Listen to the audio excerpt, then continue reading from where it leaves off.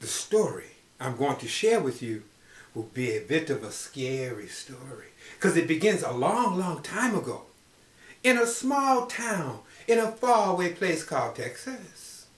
Now, in this small town, in this faraway place called Texas, there was a saloon because it was back in the cowboy days. Now, there was a little boy that worked in the saloon, and he would sweep up.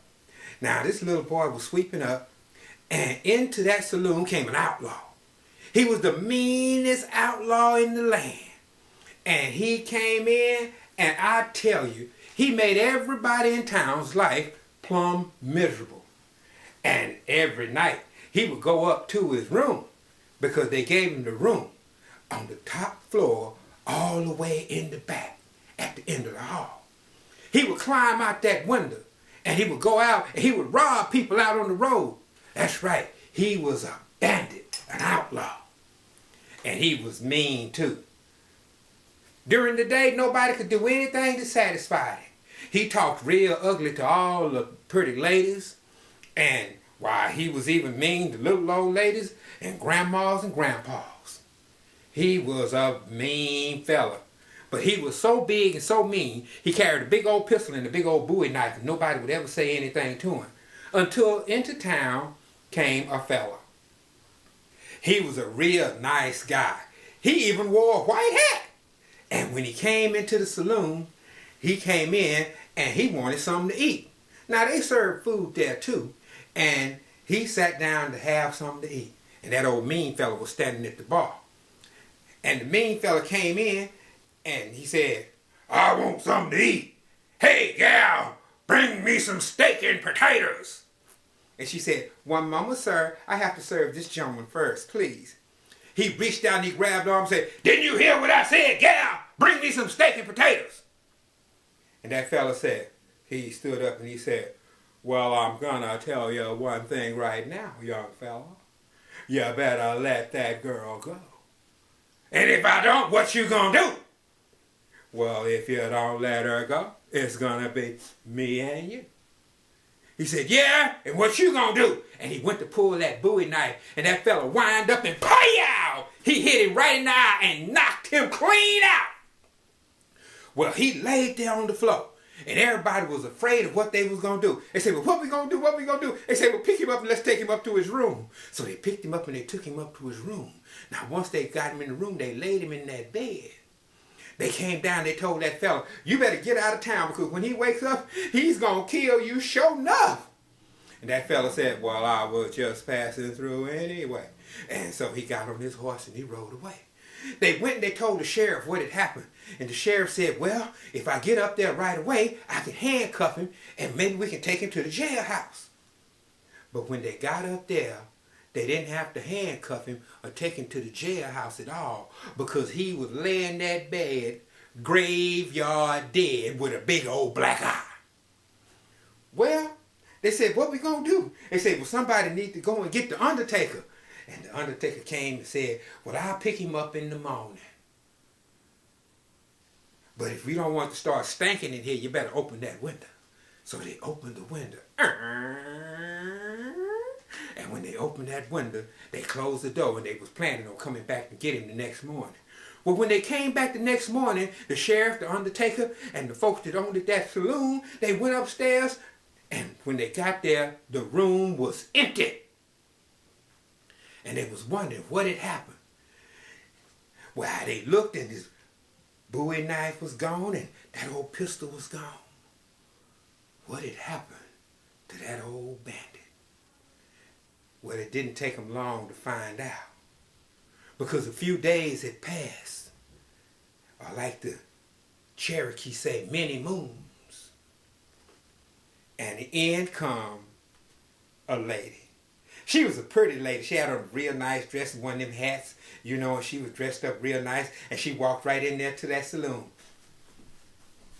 And she walked up to the desk and she said, "I was wondering if I could get a room." And the owner said, "Well, ma'am, I'm telling you, we don't have many rooms left, and the only room we got is the last room on the top floor all the way in the back. But folks say that room is haunted." "Haunted? I ain't afraid of no ghosts. I'm a teacher. Don't you know? I have tangled with 10th graders. I have flunked 5th graders. I have shut down 2nd graders. I ain't afraid of no ghosts. And he said, okay, if you're sure. He gave her the key to that room, and she went all the way to the top of the stairs to the room all the way at the end of the hall. And she went inside. Now, when she went inside, it wasn't long before the sun went down and she decided to lay in the bed. But the room was kind of stuffy, so she raised up the window. And she got in that bed. And no sooner than her head hit the pillow and her eyes were closed, then she heard, I am the ghost with one black eye. I am the ghost with one black eye. I am the ghost with one black eye. She looked up and I don't know what she saw, but she screamed, ah! And she took off running. Well, I tell you, nobody ever came to that room again for a long, long time. And that little boy that used to sweep up, well, he had grown up to the point to where he was now working as a clerk behind the counter. And in came another fella. This fella was a cowboy. And when he came in, he walked in and he said, how you doing, little fella? I've been on the trail a long time and I'm looking for me a room. You got any rooms? And he said, well, sir, we really don't have but one room left, and they say that it's haunted. Haunted? I ain't afraid of no ghosts. I was a cowboy. I was the roughest, toughest cowboy you'd ever want to see. Why, I wrestled rattlesnakes. I bopped buffalo. And I have tackled tornadoes. I ain't afraid of no ghosts. Okay, if you're sure. He gave that cowboy the key, and the cowboy went upstairs. He went up the stairs till he got to the top floor, and he went to the last room in the hall. He went inside. When he went inside, it wasn't long before the sun went down. He was getting ready to get into bed, and he decided to open that window. Because the room was kind of stuffy. And he laid in the bed.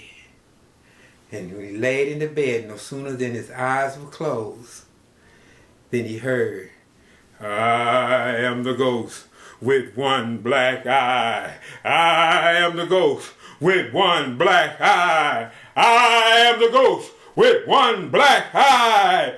He looked up and he saw that critter. He was like, ah! And he took off running.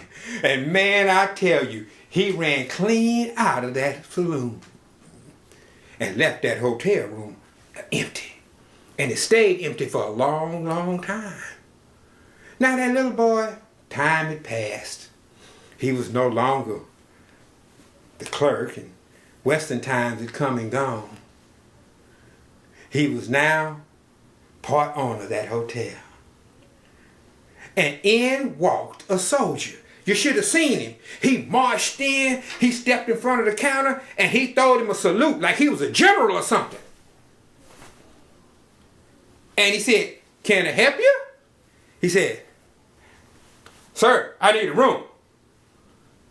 Well, I tell you, fella, we're plumb out of rooms, except for one. But don't nobody want to stay in it, because it's haunted. Haunted? Sir, I'll have you know, I am a soldier. Why, I have tackled tanks. I have sunk submarines. I killed 50 men with one bullet. I ain't afraid of no ghosts. He said, well, if you're sure. Up the stairs he went till he got to the top floor. He went all the way down the hall till he got to the last room in the hall. He opened the door and he went inside. Now when he went inside, the room was a little stuffy, so he opened the window. And when he got into bed, he laid in the bed.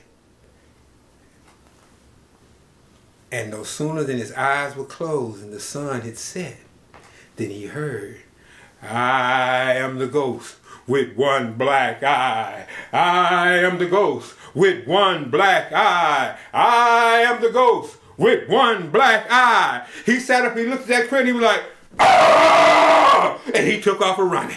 And man, he ran out that room, down the hall, down the stairs, and clean out a town. And That room stayed empty for a long time down there in Texas. Until, well, he was an old man now, and he still ran that hotel. And very few people had come to that town because they'd all heard about the ghost with one black eye. But along come a family. They was driving through Texas.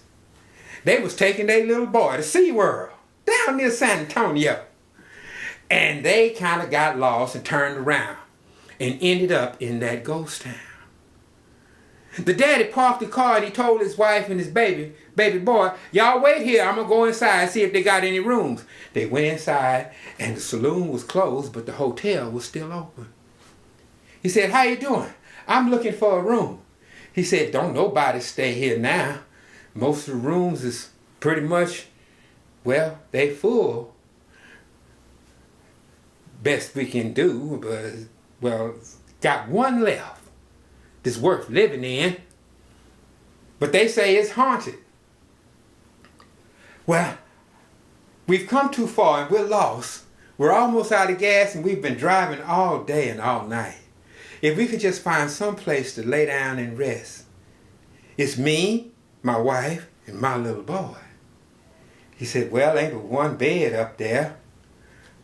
And I tell you what, you can have that room. I won't charge you a dime. And there's a cot over there for you to take up for the baby. Thank you, sir. Thank you, he said. He grabbed all the things that he needed and he took the cot upstairs and he came back down and he told his wife and his little boy, come on in, we got a place to lay our heads. They went upstairs and they laid their heads down and began to sleep. That little boy on the cot on the other side of the room, Mom and Daddy in the big bed. Now, sometime during the night, I guess the room got a little stuffy, and Daddy went and he opened that window. And he got in the bed. And it wasn't long before he heard, I am the ghost with one black eye. I am the ghost with one black eye. Daddy sat up and he looked right at that critter and he said,